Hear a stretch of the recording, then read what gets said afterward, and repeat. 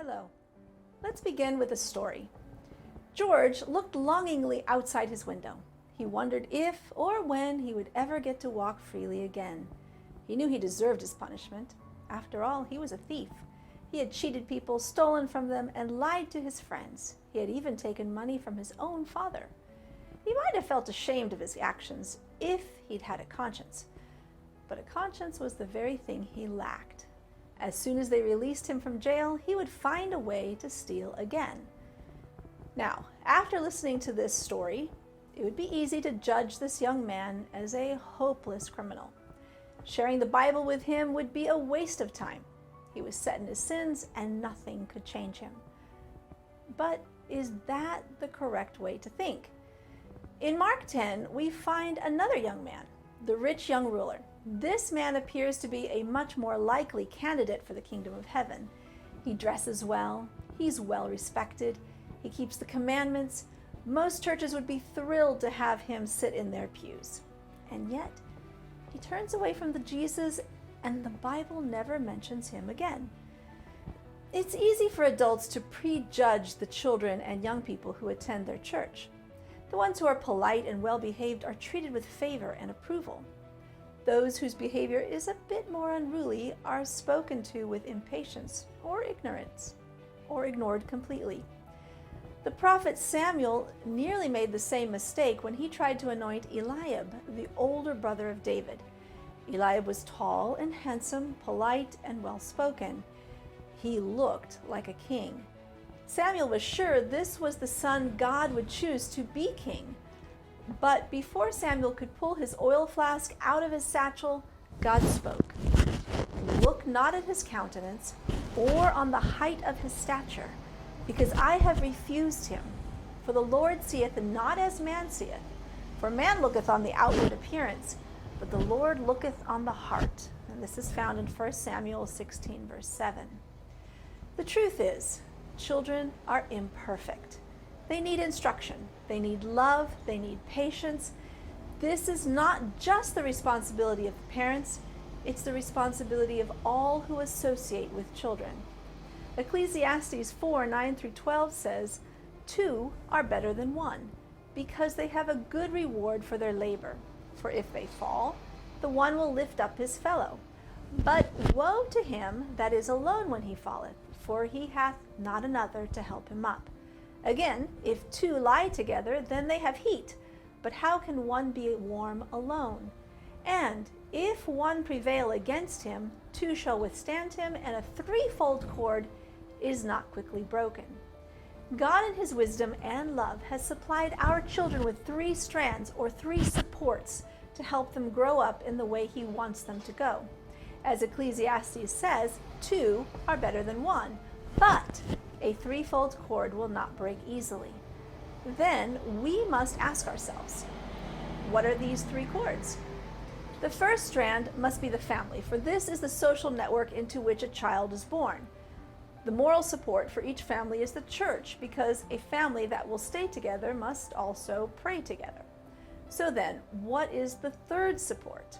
The simple answer is the school. Children spend more time in school than they do at church. Therefore, it is safe to say that schools have a tremendous influence on the development of a child's character and morals.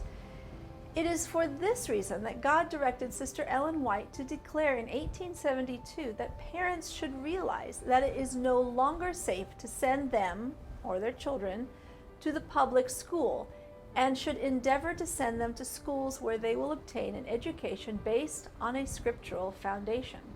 This is found in Counsels to Parents, Teachers, and Students, page 205 in English. Wherever there are a few Sabbath keepers, the parents should unite in providing a place for a day school where their children and youth can be instructed. They should employ a Christian teacher who, as a consecrated missionary, shall educate the children in such a way as to lead them to become missionaries. Let teachers be employed who will give a thorough education in the common branches, the Bible being made the foundation and the life of all study. If parents will realize the importance of these small educating centers, cooperating to do the work that the Lord desires to be done at this time, the plans of the enemy for our children will be frustrated. And that's taken from Child Guidance, page 307.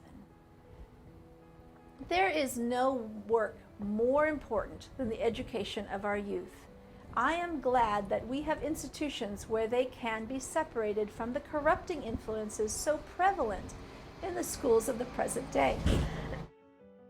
Our brethren and sisters should be thankful that in the providence of God, our colleges have been established and should stand ready to sustain them by their means. Every influence should be brought to bear to educate the youth and to elevate their morals. They should be trained to have courage to resist the tide of moral pollution in this degenerate age. With a firm hold upon divine power, they may stand in society to mold and fashion, rather than to be fashioned after the world's model. We continue, when the youth come to our colleges, they should not be made to feel that they have come among strangers who do not care for their souls.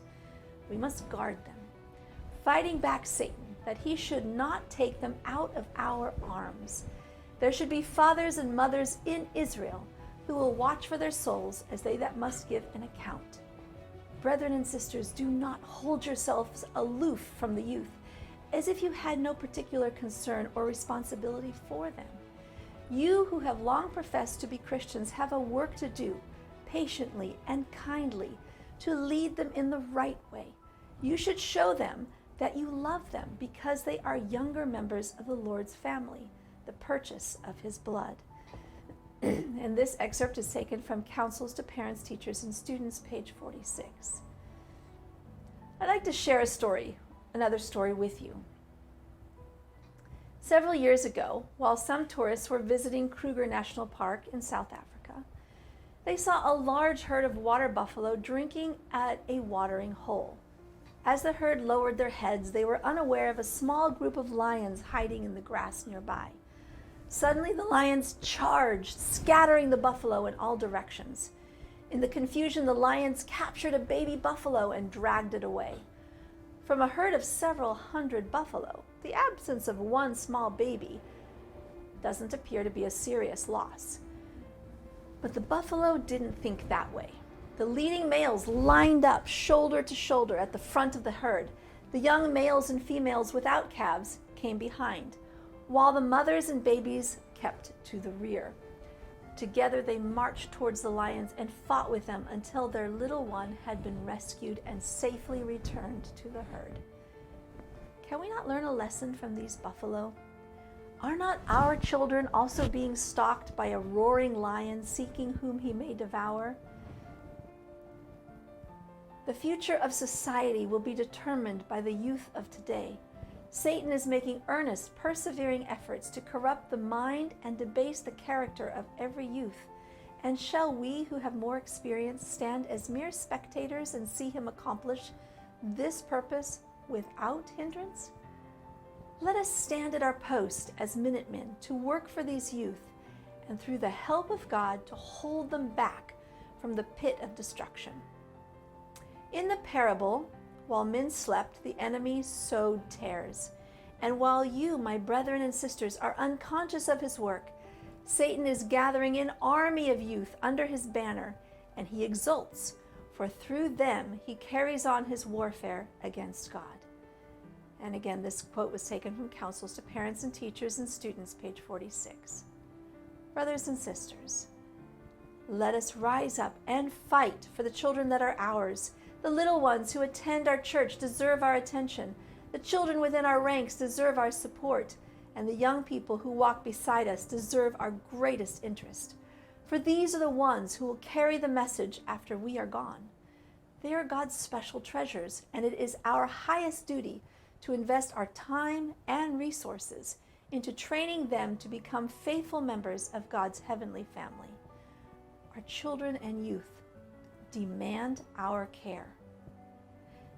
Now let's go back to that bad boy I described at the beginning of this presentation. Would you like to know what happened to him? It's a true story. Someone cared enough to introduce him to Jesus Christ. Others laughed when they heard that George was studying the Bible. How was that possible? They never imagined that thief would ever change. But he did. He became a Christian.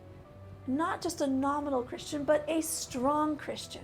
We know him today as George Mueller, the man of faith who rescued thousands of England's orphans from the streets and taught them how to pray.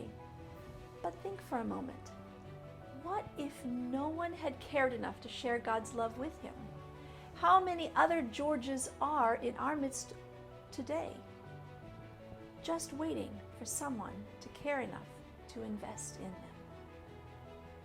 I ask you to ask yourself this question and to think about those that are in your congregation with you.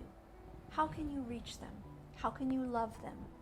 How can you prepare them for the soon coming of Jesus Christ? They demand our care. Thank you, and may God bless you.